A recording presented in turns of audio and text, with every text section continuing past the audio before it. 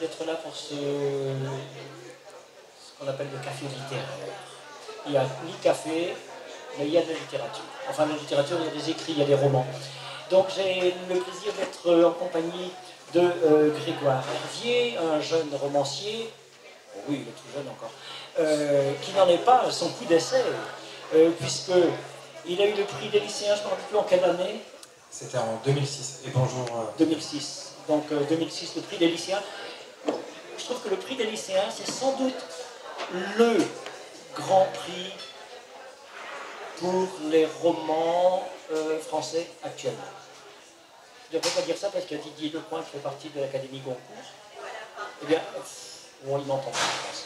Donc, je vais lui dire que pour moi, le prix des lycéens est vraiment un prix important. On n'est pas dans les vieilleries comme certains prix, non, c'est vrai, il faut le dire. On n'est pas dans ce qui est établi une fois pour toutes. On découvre plutôt des jeunes talents, et des jeunes talents qui donc sont appréciés des lycéens. Et en même temps, c'est tellement bien de voir des lycéens lire que c'est extraordinaire. Le deuxième livre, je crois, c'est donc Zen City en 2009. 2009, il écrit tous les 3 ans, voilà, c'est ça. Et puis après, non. Un grand saut. Là. Après, un grand saut, parce qu'il faut bien quand même. Alors donc, vintage. Vintage, ça veut dire en américain. Ah, alors c'est intéressant parce que c'est un mot français à la base. C'est un mot, oui. C'est plutôt les Anglais qui l'ont repris. Voilà. À la base, c'est la déformation du mot vendange. Voilà. Donc c'est le millésime en fait, hein, le vintage. Voilà. Donc on parle beaucoup d'épreuves, vintage et tout ça, ce sont des millésimes, ce sont des épreuves originales, évidemment, tout ça. Bien, alors, si vous ne voulez pas passer une nuit blanche, n'achetez pas le livre de Grégoire. Parce que moi, il m'a fait passer une nuit blanche, j'ai commencé à lire le bouquin, je n'ai pas pu dormir avant d'avoir fini. Il fait quand même près de 400 pages. Bon, ça fait quand même quelques heures de lecture, mais je n'ai pas pu le poser, alors que je ne suis pas du tout... Vous voyez ce dont ça parle, évidemment, une guitare. Hein, une guitare qui n'est pas une guitare classique, vous le voyez aussi, c'est une guitare plutôt... Comment? Vintage, mais électrique, d'accord? Surtout, d'accord? Donc guitare de rock blues, d'accord? Et ici, donc, ce qu'a écrit Grégoire, c'est la quête du Graal, quelque part. Vous savez, le sang du Christ, tiens, c'est le carême. Non, enfin, ça finit, je crois, demain. Donc, on est bien dans l'histoire du Graal, la quête de l'impossible, finalement. Donc, c'est une quête mythique. Et ici, Grégoire a décrit d'une façon absolument remarquable la quête d'une guitare mythique. Et c'est là le mystère, on ne sait pas si elle existe ou non. Alors Grégoire, tu vas en parler un petit peu? Voilà, donc effectivement, l'idée de ce roman est partie d'une histoire vraie sur... Le micro peut-être un petit peu moins haut. Oui, comme ça. Je sais pas, vous entendez bien là? Vous entendez bien? D'accord. Donc une guitare qui appartient à une série de 3 guitares. Il y en a 2 qui ont été fabriquées, ça on le sait, les guitares existent et font partie des guitares les plus cotées à l'heure actuelle. Ce sont des Gibson de la fin des années 50. Il y a notamment la Flying V qui est une forme de V qu'on visualise assez souvent. Et l'Explorer a un 3e modèle qui lui, donc il y a un brevet qui a été déposé, mais la guitare n'a pas en tout cas été fabriquée en série. Mais sachant que les 2 autres modèles ont des codes faramineuses, si celle-là avait été fabriquée, ne serait-ce que sous forme de prototype, sa cote serait peut-être encore plus élevée que les 2 autres. Alors voilà, il y avait une histoire donc, de guitare dont on ne sait pas si elle a été fabriquée ou pas. Si elle avait été fabriquée, par contre, ce serait le Saint Graal des guitares anciennes. Et là, je me suis dit qu'il y avait une porte pour imaginer une histoire autour de ça. Et l'histoire, c'est donc un journaliste et guitariste qui est chargé de retrouver des preuves de l'existence de cette guitare. Et c'est à la fois un roman policier, alors on connaît les termes de road movie, alors ici ça pourrait être un cinéma du cheminement, hein, c'est ça, on pourrait, ici ça, on pourrait dire un road novel, donc un roman de cheminement, finalement c'est ça aussi. c'est la route, hein, mais c'est le chemin qui est intéressant, finalement c'est pas la finalité qui est intéressante, c'est tout le cheminement de ce détective amateur de musique, amateur surtout de rock, de blues, qui va chercher dans les moindres recoins de l'Amérique du Nord, des sources du Mississippi pratiquement jusqu'à la Louisiane, oui, la Nouvelle-Orléans, et qui est à la recherche de cette guitare avec des rebondissements sans fin, etc. Mais avec des... Grégoire a une connaissance encyclopédique des guitares. D'ailleurs, il joue de la guitare. Je pensais que tu allais apporter une guitare, en fait. Je joue comme un amateur, et après je ne suis pas non plus historien, ni des guitares, ni même du rock'n'roll. En tout cas, tu fais bien semblant. Voilà, hein. je fais illusion. Oui, tu fais illusion. C'est le roman, rendre vrai. Mais c'est vrai que c'est une passion, et que j'ai été sur cette route du blues, la US 61, qui va de Chicago à la Nouvelle-Orléans, en passant par Memphis, Nashville. Et donc j'y suis allé pour le roman, pour m'inspirer des lieux, de l'ambiance et de la musique aussi, qui est très active là-bas.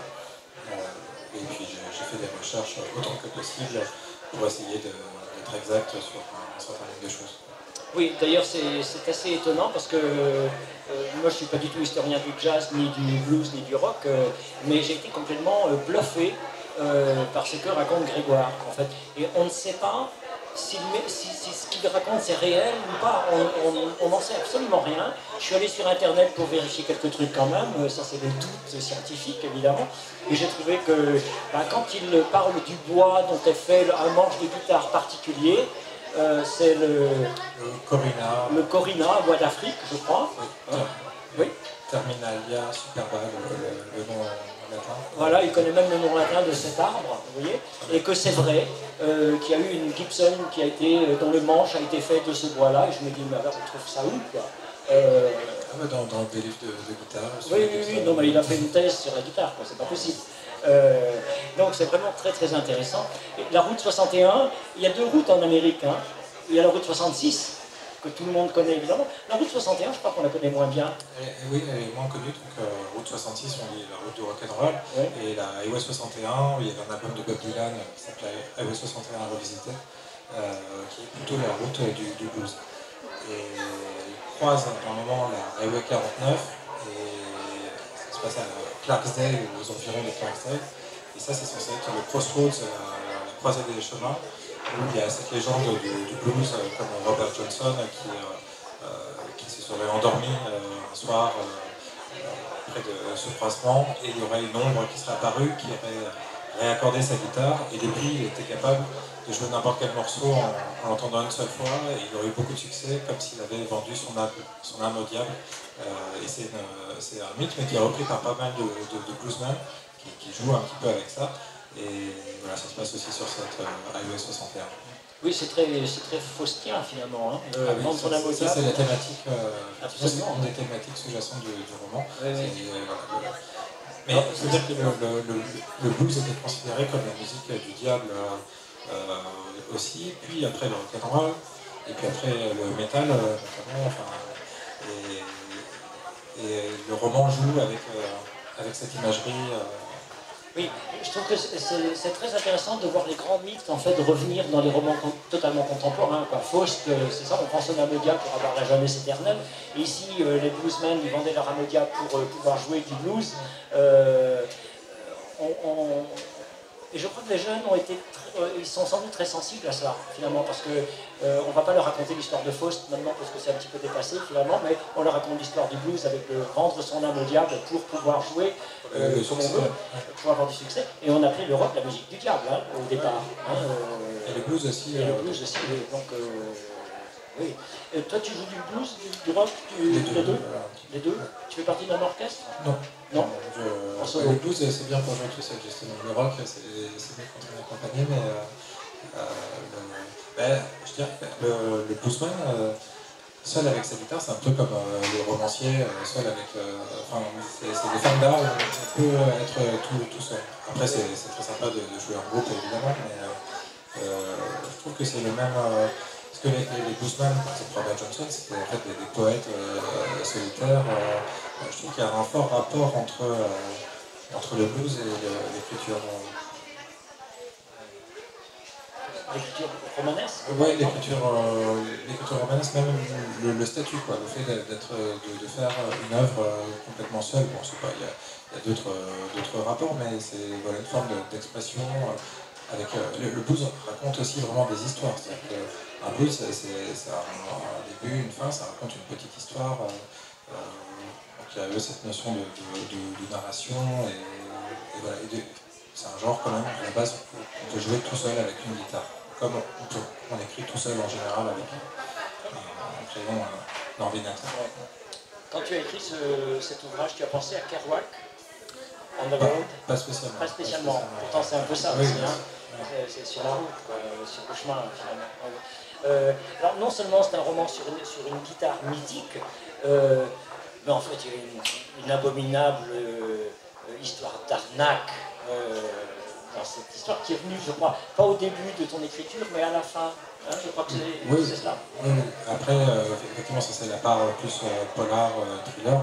Il y a évidemment des opposants sur sa route pour retrouver cette guitare. Il y en a un autre que j'aime bien, qui est une sorte de clone maléfique d'Elvis Presley, s'appelle un impersonateur là-bas, c'est des imitateurs d'Elvis Presley, et qui va contrer aussi le héros pendant une partie du roman. C'est vrai que il y a l'aspect quête du Graal, il y a vraiment la recherche de cette guitare, l'histoire du rock'n'roll, mais derrière aussi une histoire de polar avec et puis il y a aussi toute la notion d'arnaque, effectivement, parce que dans le domaine des guitares, il y a des rééditions, des copies, des fausses guitares. Entre la vraie. Et du fric en jeu. Et beaucoup d'argent. Ouais. Parce que pour retrouver cette guitare, disons le détective qui est à l'origine un réparateur de guitare, en fait, un restaurateur de guitare, quelqu'un lui a offert $1 million pour retrouver la guitare. C'est dire s'il la retrouve, qu'il aura un pourcentage sur la vente de la guitare. Qu'il prouve que la guitare a existé, même pas qu'il retrouve la guitare physiquement, mais qu'il prouve que la guitare a existé. Donc il y a des péripéties assez incroyables, il y a des rencontres avec des spécialistes, des chercheurs, doctorants en histoire de la musique, en histoire du blues, etc. On se demande même s'il ne va pas y avoir une petite histoire d'amour entre cette chercheuse de Louisiane et puis le détective, etc. Donc c'est vraiment bien envoyé. Et c'est un style qui coule vraiment de source, comme des notes de musique. Une fois qu'on est lancé sur la portée, on va jusqu'au bout. Voilà. Et ça, je trouve ça vraiment, je trouve ça très jouissif finalement. C'est bien écrit, c'est le genre de bouquin que j'aime bien, parce que il faut qu'il y ait une écriture. C'est pas comme le guide Michelin, quoi. Il n'y a pas d'écriture dans le guide Michelin. J'aime pas trop dire ça. Mais il y a une écriture, on sent la patte de l'auteur, on sent qu'il y a du travail d'écriture. C'est-à-dire, ça vient pas comme ça, je pense, l'écriture. L'écriture, en fait, c'est beaucoup de la réécriture. Bien sûr. Entre le premier jet, entre avoir l'intrigue, les personnages, les petits détails, etc., et puis ce qui ressemble à un premier jet, et ensuite le livre fini, il y a beaucoup d'étapes de réécriture, et effectivement, mon but au moment de la lecture, c'est de non pas couper les idées, mais par contre de rendre le texte plus dynamique, plus énergique, plutôt en retirant changer l'intrigue parfois, un petit peu. À la marge, effectivement, il y avait des choses qui ne collaient pas trop au départ, mais j'ai voulu en tout cas essayer d'avoir un style énergique pour ce livre, justement pour qu'on soit accroché et qu'il n'y ait pas trop de lenteur. Oui, d'ailleurs c'est un style, à un moment je me suis demandé s'il n'avait pas été traduit de l'anglais. Parce que le style américain de roman contemporain est vraiment très, très énergique, très rapide, il est très rythmé. Et ce qu'on ne trouve pas beaucoup en français, je trouve. Ce qu'on ne trouve pas assez en français. Et là, je l'ai trouvé. C'est vrai que, par exemple, pour les dialogues, parfois j'avais le dialogue en anglais dans ma tête. Et sur mon premier roman, j'avais écrit dans cet esprit-là, comme si c'était un roman traduit de l'américain. Ah, oui, ben ça marche, on n'en a pas parlé, hein, et la preuve, ça marche. On parlait tout à l'heure de Faust, donc du mythe de Faust. Il y a encore un autre mythe qui est finalement la pierre philosophale, des alchimistes, etc. Puisque cette guitare est censée changer tout en or.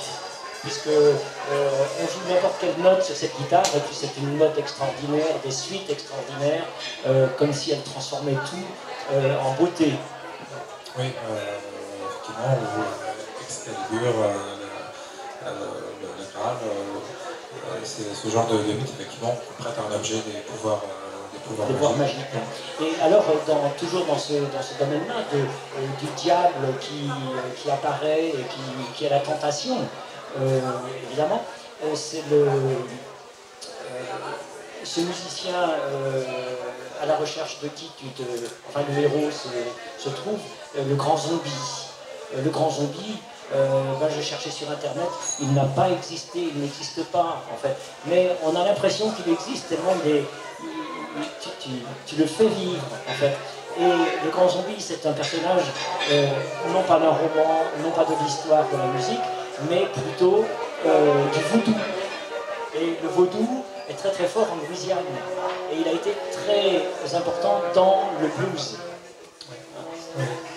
Effectivement, oui, c'est la culture vaudou qu'on trouve à la Nouvelle-Orléans. Ouais, donc un peu aussi le diable et tout ça, voilà, on s'en méfie parce que c'est pas une culture chrétienne, hein. Enfin c'est très animiste, donc c'est un peu dangereux aussi. Il y avait un bluesman, Screaming Jay Hawkins, qui ensuite est venu en France, qui a joué notamment avec Serge Gainsbourg, qui joue beaucoup avec cette image de vaudou, parce que donc ce personnage de Les Grands Zombies crée une sorte de prototype de musique métal très sombre et inquiétante, et lui-même jouer avec cette image de vaudou, ça tombe plutôt bien pour la thématique. Oui, c'est un petit peu inquiétant quand même. Hein. On se dit, ça va aller où, ça va finir où? Surtout qu'il y a des histoires de tombes, il y a des histoires de cadavres, il y a des meurtres dans ce livre aussi. Donc c'est vraiment, comment on pourrait dire, c'est une sorte de roman picaresque quelque part dans le sens traditionnel du terme. Franchement, je vous le conseille. Hein. Si vous avez un bon roman à lire ou à offrir, n'hésitez pas, et je ne fais pas de pub parce que j'ai pas d'action dans la maison, mais quand un livre me plaît, j'aime bien le lire. Est-ce que vous avez des questions? Parce qu'on n'a pas beaucoup de temps, on a plus de demi-heure en tout pour chaque café littéraire, donc s'il y a des questions parmi vous, oui? Vous avez besoin du micro? Merci. Je voudrais trois questions. Une première, j'aimerais savoir quel a été votre cheminement pour devenir écrivain. Deuxièmement, quels sont vos 3 auteurs favoris. Et troisièmement, les influences qui vous ont guidé sur cet ouvrage en particulier. Merci. Alors, pour le cheminement? Oui, le cheminement. J'ai toujours aimé les histoires et écrire des histoires. C'était plutôt le cinéma, le scénario qui m'attirait. Quand j'ai eu l'idée d'une histoire, ne connaissant pas le milieu du cinéma, je me suis dit il vaut mieux peut-être écrire un roman, et puis on verra par la suite, parce que justement le roman maîtrise la chaîne de fabrication du début à la quasi-fin. Mais il risque de devenir, enfin il a toutes les chances, parce que c'est un risque, il a toutes les chances d'avoir une adaptation cinématographique. Enfin, c'est en parler, d'après ce que j'ai entendu. Donc c'est vraiment un goût de comment on raconte une histoire qui m'attirait. Et après j'ai eu la chance de trouver un éditeur, parce que j'ai envoyé mon manuscrit par la poste à plusieurs éditeurs qui l'ont tous refusé, mais le premier a fini par être accepté.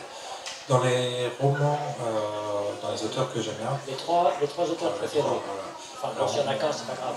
Non, on va dire, déjà il y a un livre qui est dans l'esprit qui m'a inspiré pour Vintage, c'est La conspiration des ténèbres de Theodore Roosevelt, le titre est Flicker en anglais, et c'est un livre sur le cinéma, mais c'est un réalisateur aussi de petits films d'horreur de série B qui est aussi un personnage imaginaire, mais qui est tellement bien écrit qu'on le croit vrai. Ça, c'est un roman que j'adorais, qui parle vraiment à travers ça aussi de toute l'histoire du cinéma. Ce que j'aime bien aussi, c'est un auteur comme Donald Westlake qui mélange polar, noir, voilà, et avec un peu d'humour et parfois même de burlesque dans les situations. Et sinon, pour citer quand même un auteur de thriller français, Franck Quilliez, que j'aime beaucoup, qui font partie. Voilà. Après, il y en a d'autres aussi. Je vais citer et la troisième question, qu'est-ce qui va venir? Oui, pour les influences qui peuvent être plutôt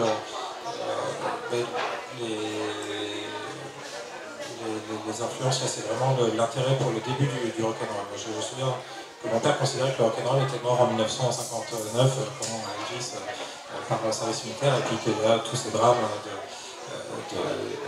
je croyais qu'il n'avait pas fait son service ou très peu. Si, en il a fait Berlin, il a fait sa carrière. C'est ça, il s'est arrangé pour être planqué là.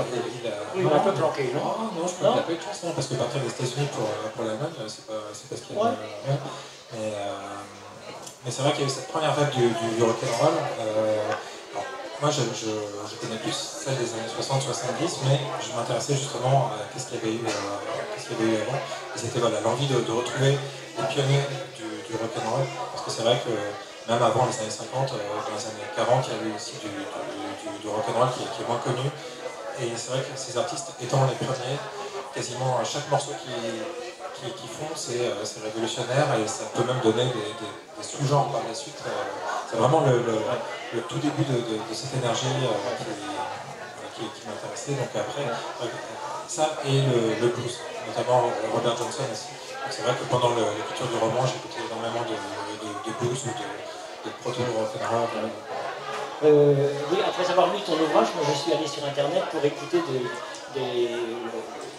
le rock primitif finalement, et on trouve des choses de 1927-29, c'est incroyable quoi. Alors qu'on se dit généralement c'est dans les années 50 et tout ça. Non, il y avait déjà du rock, mais extraordinaire. Alors on dit rock, ça pourrait être blues, mais c'est pas complètement du blues non plus, c'est entre les deux, ça commence, on sent bien le rock dans les années 27, 29. C'est donc c'est beaucoup plus profond qu'on le pense finalement. Et ça c'est tout à fait intéressant. Moi, il y a une chose que je regrette dans ton ouvrage, c'est que tu n'aies pas mis une bibliographie de tous les bouquins que tu as consultés, parce que je trouve qu'il y a une mine vraiment. Moi, ça me donne envie de lire beaucoup plus sur l'histoire du rock, l'histoire du blues et tout ça. Et c'est Didier Decoing dans son ouvrage qui a mis une bibliographie sur ses lectures sur le Japon au XIIe siècle. Et bien, je trouve que ça aurait été très bien. Mais non, il y a une source qui est fabuleuse, c'est les héros oubliés du rock'n'roll de Martachis. Ok, donc les héros oubliés du rock'n'roll. Ça, c'est vraiment une très très bonne source pour parler de ces pionniers.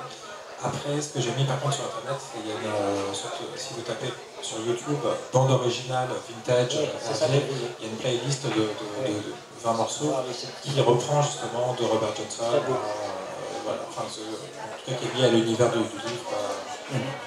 Je crois que tu as répondu à toutes les questions de cette dernière. Qu'est-ce qui va venir maintenant? Et puis il faut qu'on s'arrête après, d'après ce que nous dit notre responsable. Tu as d'autres projets? C'est ça la question? Bon. Quel projet maintenant? Projet, peut-être un nouveau roman, enfin je ne suis pas très rapide, donc c'est pas pour tout de suite. Et puis continuer à faire vivre ce livre sur une forme ou une autre. Merci à vous. Et au prochain café littéraire.